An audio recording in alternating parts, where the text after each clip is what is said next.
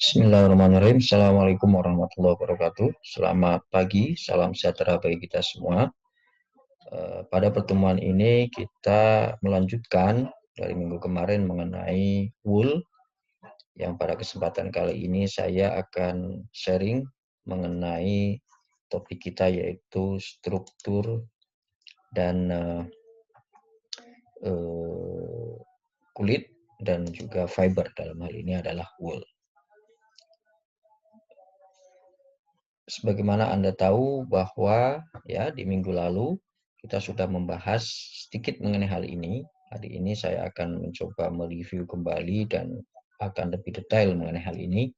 Yang pertama, berbicara masalah wool, kita membicarakan pertama adalah tempat di mana wool itu tumbuh, yaitu adalah kulit. Makanya struktur kulit ini menjadi penting. Ya.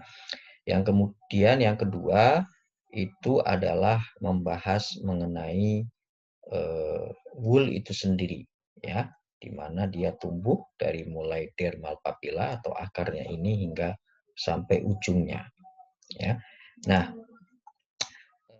terkait dengan wool itu sendiri, ya, atau kulit itu sendiri, itu secara general dibagi menjadi dua, yaitu yang pertama ini ya epidermis, yaitu kulit yang memang ada di permukaan, ya.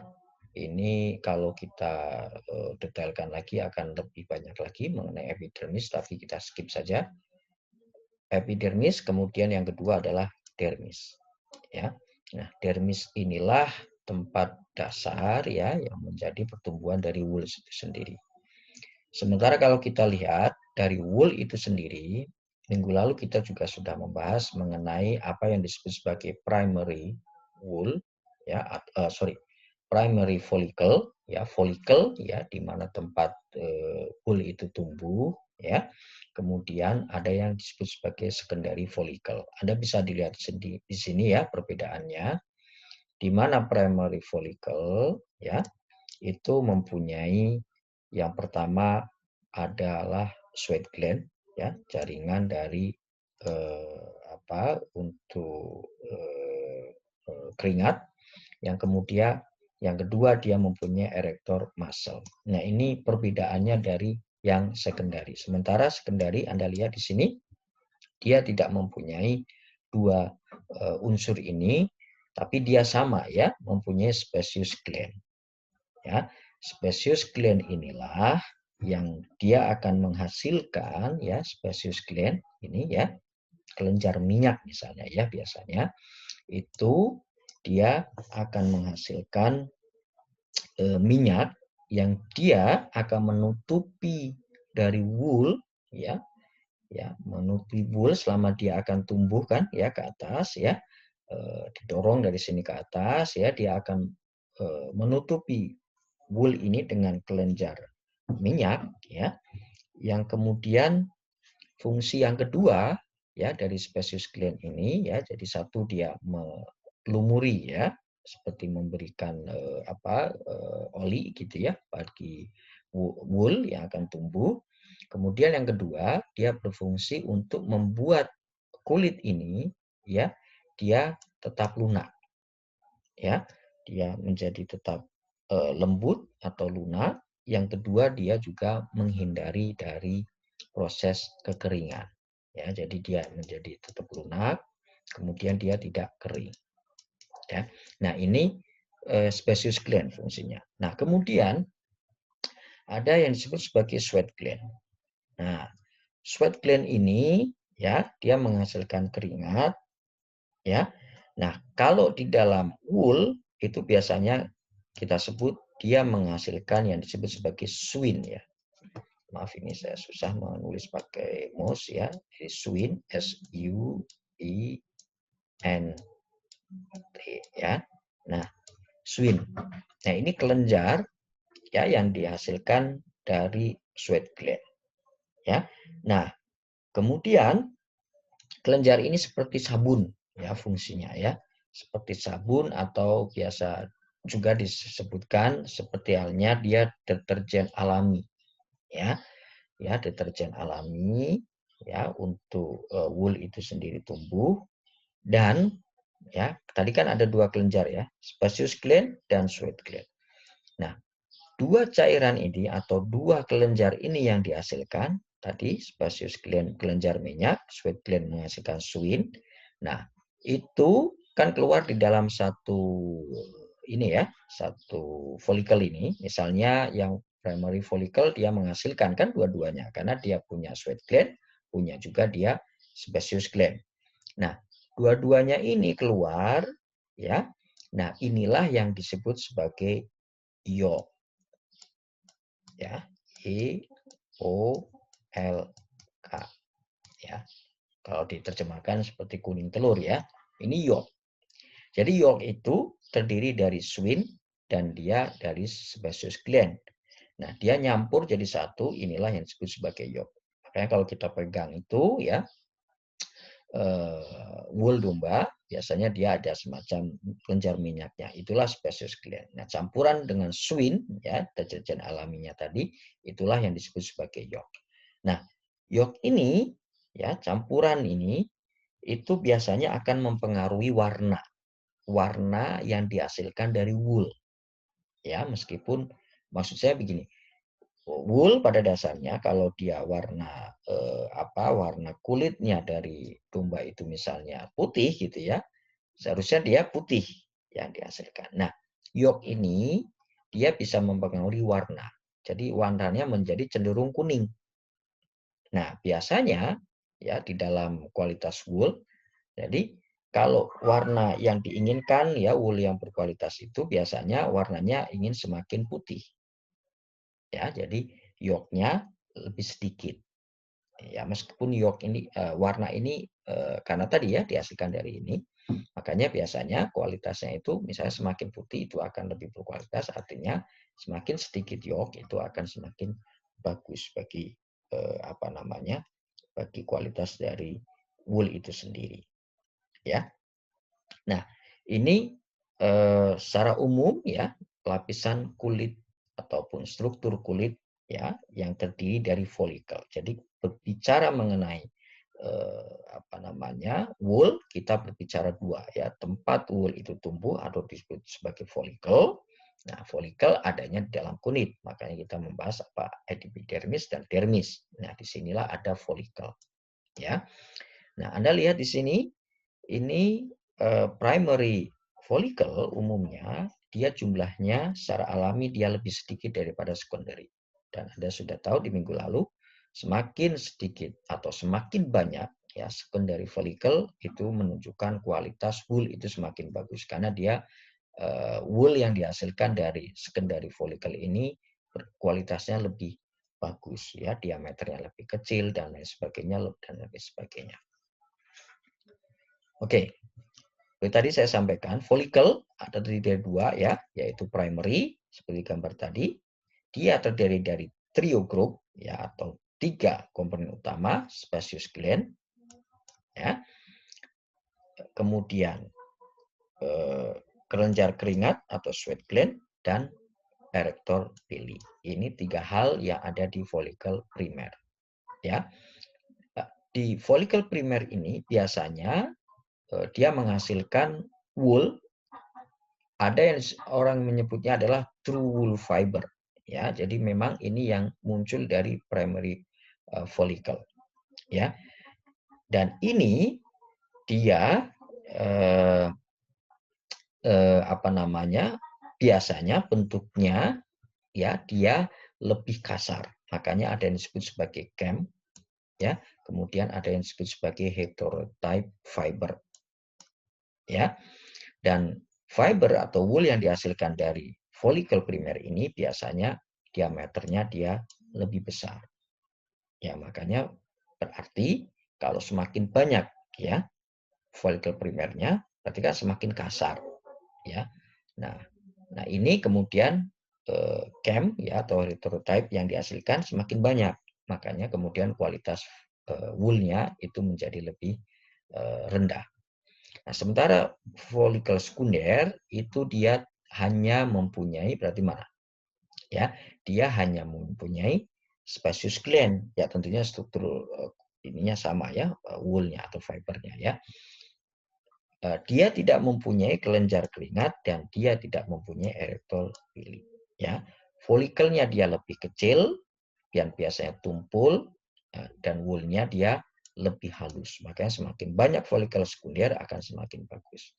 Jumlahnya secara alami dia lebih banyak daripada folikel primer. Meskipun pada domba yang misalnya kualitasnya kualitas coarse ya, kualitas yang kasar penghasil woolnya.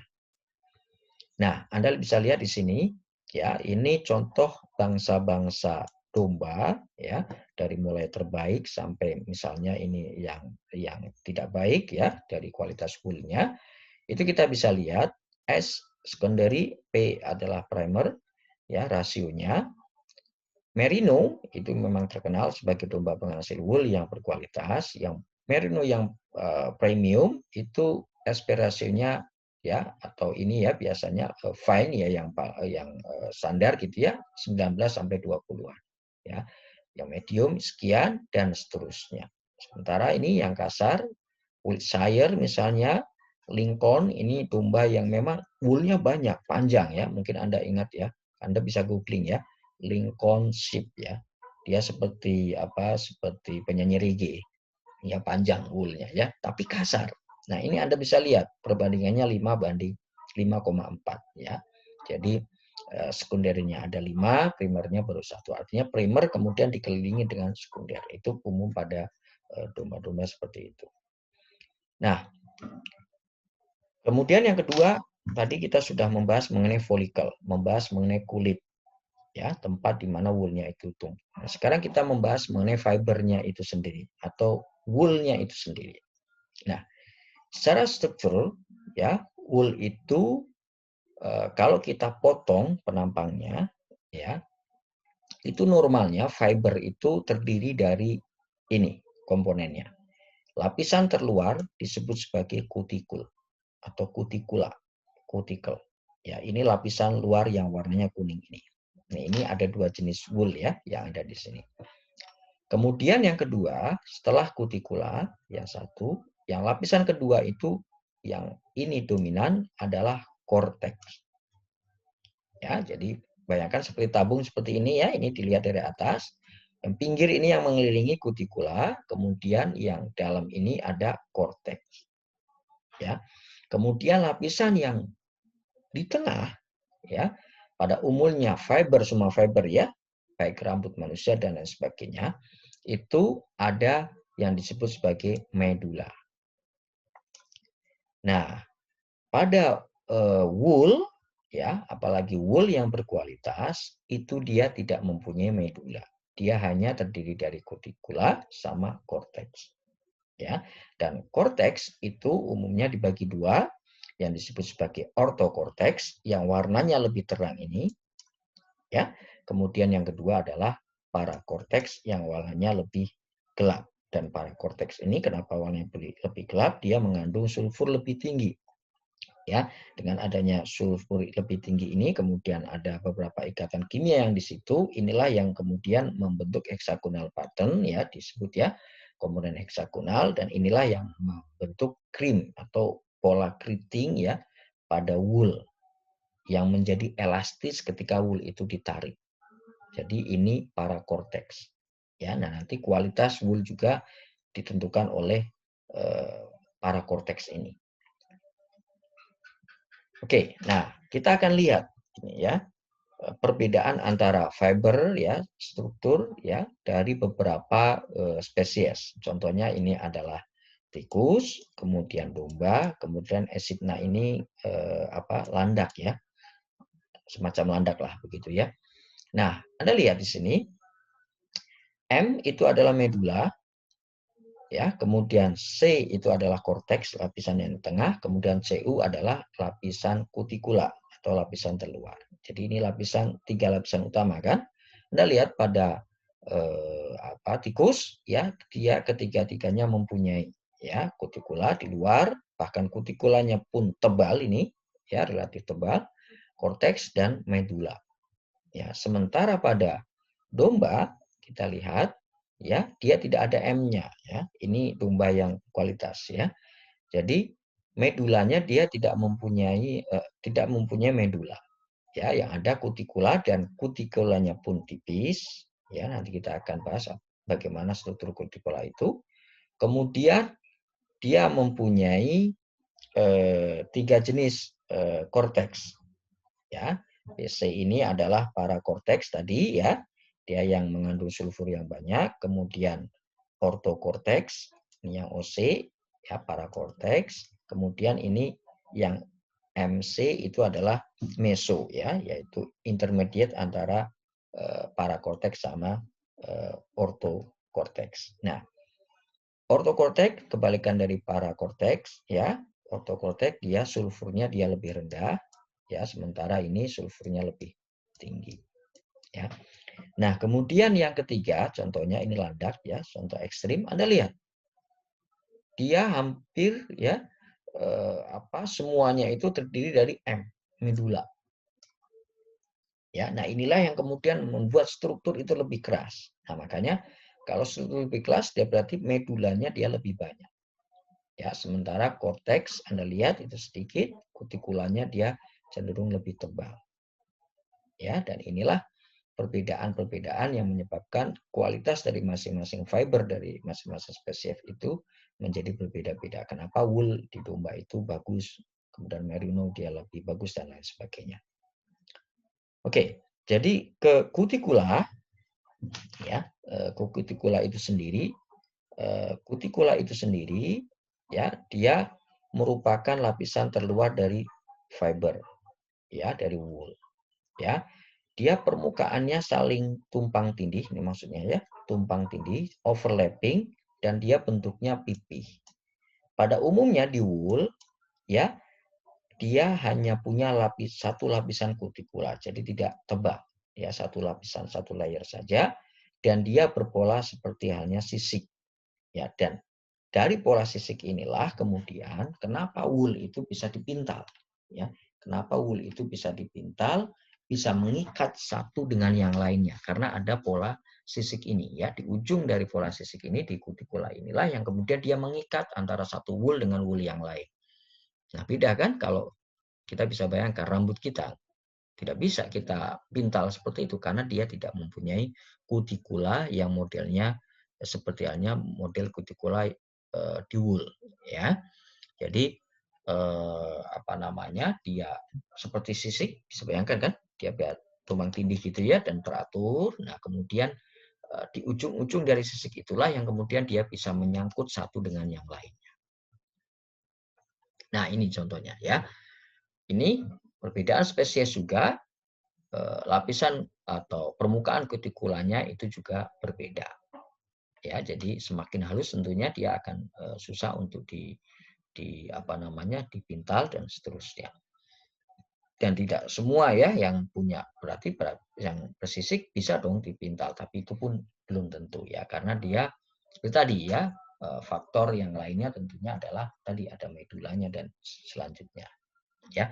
Nah, biasanya lapisan kutikula inilah yang bisa dijadikan sebagai identifikasi. Ini seperti footprint ya, seperti fingerprint lah ya, seperti fingerprint ya.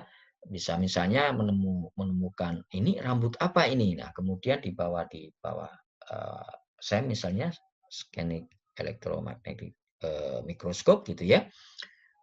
Itu bisa kelihatan ya, oh strukturnya kayak gini, oh ini berarti rambut dari hewan ini dan seterusnya. Baik.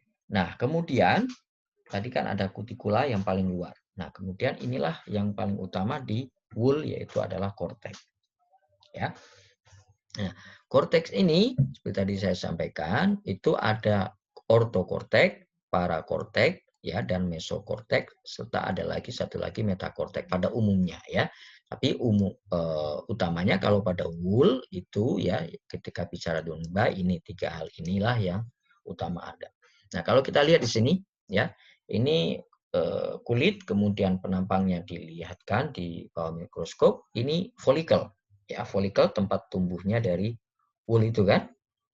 Ya. Kemudian dari folikel ini tumbuhlah fiber atau wool. Nah, ini dengan pewarnaan tertentu bisa dilihat ya, ortokorteks dan parakorteks. Ya, yang parakorteks tadi dia mempunyai sulfur yang banyak sehingga dia warnanya lebih gelap, sementara ortoprotek dia lebih apa namanya, dia lebih terang bentuknya. Nah, pada kortek itu sendiri, nah, tadi saya sampaikan ya, wool yang kualitasnya bagus, ya ini yang diameternya misalnya adalah kurang dari 25 mikron, ya, itu dia pada umumnya dia tidak mempunyai medula, ya, dia hanya mempunyai kutikula tentu ya, karena dia lapisan luar dan korteks, ya. Korteksnya ada ortokortek dan parakortek tadi. Dan Anda bisa lihat di sini ya, dia parakorteknya banyak, sementara ini yang woolnya yang kualitasnya jelek, dia punya medula dan dia parakorteksnya hampir bisa dikatakan sangat sedikit atau tidak ada. Ya, mesokortek itu adalah intermediate ya, dan metakortek itu adanya di basofilik dan bentuknya ya, bentuknya itu selnya basofil, jadi lonjong gitu ya, dan dia adanya di apa namanya, di medula. Nah, ini kalau misalnya kulit itu dari domba, misalnya kita penampangnya kita lihat di bawah mikroskop, kita akan lihat nih, ini swine, ya, swine, ingat ya, swine yang dihasilkan dari sweat gland, ya, kemudian nanti bersama dengan spesies gland itu yang disebut yolk ya. Nah, ini folikel primer ya, pada umumnya sendiri begini, kemudian nanti dikelilingi oleh folikel-folikel sekunder. Ya, dan ini kita bisa lihat ya, ortokortek warnanya lebih tenang, sementara parakortek dia warnanya lebih gelap. Baik, nah wool itu sendiri ya, ini sebagai rangkuman ya, tadi ya, wool atau struktur dari fiber ya, itu terdiri dari lapisan luarnya disebut sebagai kutikula. Ya, kemudian di dalamnya ada korteks. Ini yang apa namanya, merino wool ya, artinya yang wool yang bagus sehingga tidak ada medula di sini. Kita bisa lihat ya, kalau secara khusus lagi kutikula pun bisa dibagi menjadi beberapa layer. Tapi kita skip saja itu dulu. Nah, kita lihat ya, struktur terkecil dari wool itu ya, itu ada yang seperti ini ya. Jadi dia merupakan rectangle alpha helix ya. Kemudian dia ya bergabung menjadi satu ya, dari dua ini, kemudian dia berkumpul disebut sebagai mikrofibril ya, mikrofibril dari wool ya. Nah, kemudian mikrofibril ini akan dibungkus oleh matriks, ini banyak apa namanya, protein yang mengandung es sulfur, dan dalam hal ini adalah keratin, makanya kan protein dari wool itu kan keratin ya.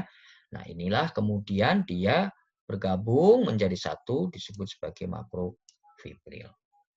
Ya, kemudian makrofibril ada di dalam jaringan satu gitu ya, satu sel gitu ya. Kemudian dia bukan satu sel maksud saya ya, satu bundle gitu ya. Kemudian dia akan membentuk seperti ini. Inilah apa namanya, di dalam protein itu sendiri ya. Nah, kemudian semuanya bergabung menjadi satu, inilah yang disebut sebagai kortek ya. Nah, kortek ini, kortek bergabung menjadi satu, kemudian dilapisi di luarnya kutikula. Nah, itulah satu unit dari wool itu sendiri. Oke, nah kemudian kalau kita berbicara tadi ya, sudah berbicara mengenai folikel dan juga fibernya sendiri. Nah, kita lihat ya perbedaan kalau ingin mengidentifikasi ya lem ataupun dia sudah pernah dicukur. Tentunya adalah seperti ini ya. Ya, domba yang belum pernah dicukur ya, dia pasti strukturnya di ujungnya akan lancip begini. Ya, akan runcing. Ya. Nah, kemudian kalau dia sudah pernah dipotong, tidak ada lancipnya lagi, seperti saya pernah sampaikan ya, bahwa wool itu tumbuhnya tidak kemudian seperti ekor cicak ya. Kalau potong kan tumbuh gitu, atau seperti tanaman tumbuhnya di sini bukan, tapi dia didorong kan. Jadi sekali dia kepotong ya sudah permukaannya pasti akan kepotong begini, tidak lagi ada tip ataupun ujungnya itu yang lancip. Oke, nah kemudian pakan juga mempengaruhi wool tentunya ya. Jadi kalau kualitas pakannya bagus, makanya ada juga ya di dalam misalnya mengidentifikasi ya, atau ini pengaruh pakan terhadap kualitas wool. Misalnya kan dipanen misalnya 1 tahun sekali. Nah dalam beberapa bulan itu misalnya kualitas pakannya jelek, maka bisa jadi struktur woolnya pun akan jelek begini. Ya, akan ada semacam break-nya gitu ya, yang rusak. Berarti pada periode ini mungkin terjadi kekurangan pakan. Itu salah satu faktornya. Mungkin terjadi kekeringan, kelaparan, dan lain sebagainya, dan akan terjadi mengecil seperti ini pada periode tertentu. Ya, baik, mungkin itu saja. Terima kasih atas perhatiannya. Mohon maaf jika ada salah. Assalamualaikum warahmatullahi wabarakatuh.